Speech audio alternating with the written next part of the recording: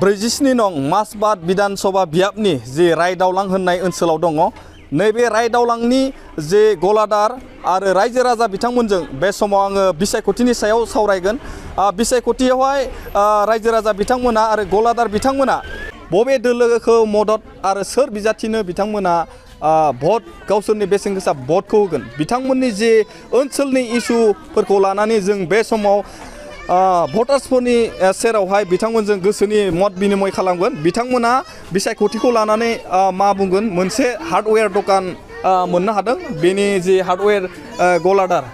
बिथांनियाव जों सोंनो सिगांगोन माबायदि सोलियो गलायाथ' दा बर्थमान माने थाब थुब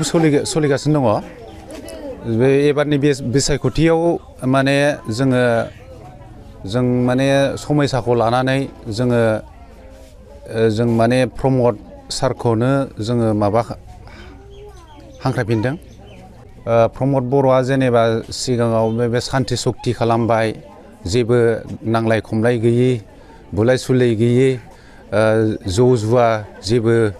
थासारि माबाखौ बन्द खालामनो थाखाय जों मोजां मोनो दा ओंखायनो जोङो फरायनाय बायदिसिना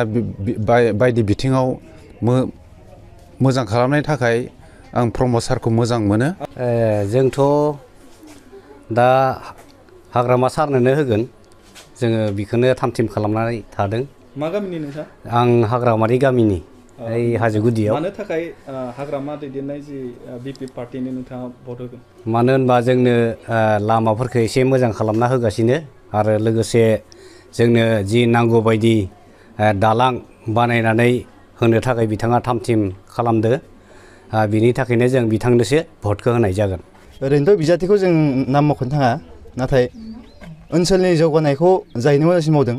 बेखौ बयबो नुदों दा रायजो राजाफ्रा नुदों ओंखायनो रायजो राजाफ्रा गोसो सिङाव साननानै दङ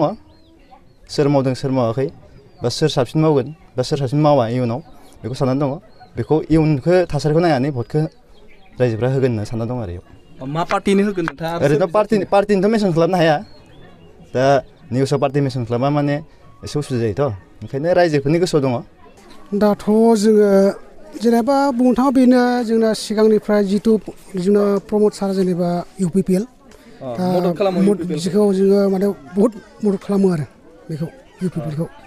दा जोङो 17-18 बोसोर नुबाय BP बा दिनैसिम माने जोंनि बे लामाफोरा दिनैसिम